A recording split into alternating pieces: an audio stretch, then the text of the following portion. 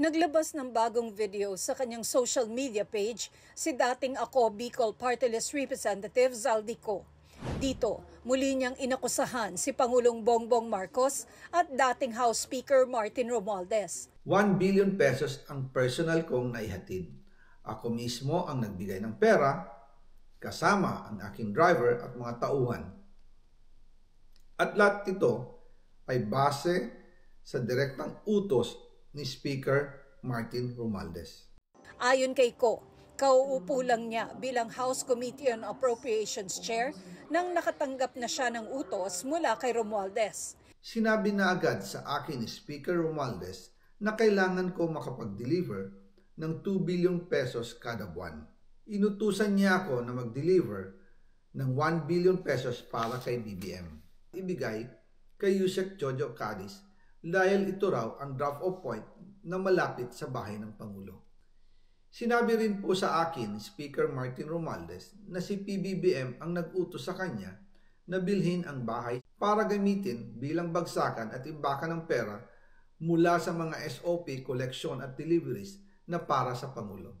Sa hiwalay na post, ipinakita naman ni Ko ang mga litrato na anya'y listahan ng mga delivery ng mali-maletang pera para anya sa Pangulo at kay Romualdez. Umabot daw sa mahigit 55 billion pesos ang naihatid niya sa bahay ni Romualdez. Hinihinga namin ang pahayag ang Malacanang kaugnay ng bagong video na ito ni Ko. Pero sa isang press con, hinamon ni Pangulong Marcos si Ko na umuwi na lang sa Pilipinas at harapin ang kanyang mga kaso. Mahaba nang naging mga usapan natin tungkol sa fake news. Anyone can go online and make all kinds of claims and say all kinds of things. Paulit-ulit. But there's it means nothing. For it to mean something, umuwi siya rito. Harapin niya yung mga kaso niya. Ako, hindi ako nagtatago. Kung meron kang akusasyon sa akin, nandito ako. Sinusubukan din namin makuna ng pahayag sina Romualdez at Cadiz kaugnay ng bagong video ni Ko.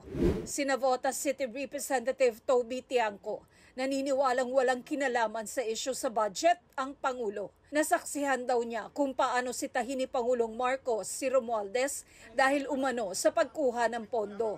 Nangyari raw ito noong November 24 ng nakaraang taon pagkatapos ng regular na tanghalian ng kanilang pamilya sa Malacanang. Magpipinsan ang Pangulo, si Romualdez at asawa ni Tiangco. Niya pinagalitan si former Speaker Martin Romualdez. No? At sinabi na kayo ni Zaldico, sobra na kayo, kinukuha niyo lahat ng pondo at wala akong nagagawang flagship project. Isa pa lang na sinabi niya in front of me is, kayo ni Zaldi, ang dami yung kinukuha, grabe yung corruption sa House, at alam mo, Martin, wala akong natatanggap dyan.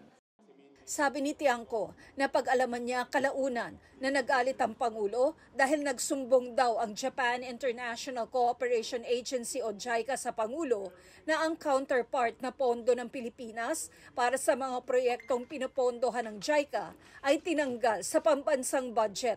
Hinihinga namin ng reaksyon tungkol dito si Romualdez pero wala pa siyang tugon.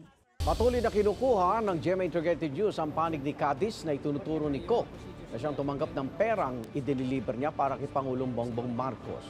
Ayon kay DOJ spokesperson Attorney Polo Martinez, tuloy pa rin sa kanyang trabaho sa kagawaran bilang undersecretary si Cadiz.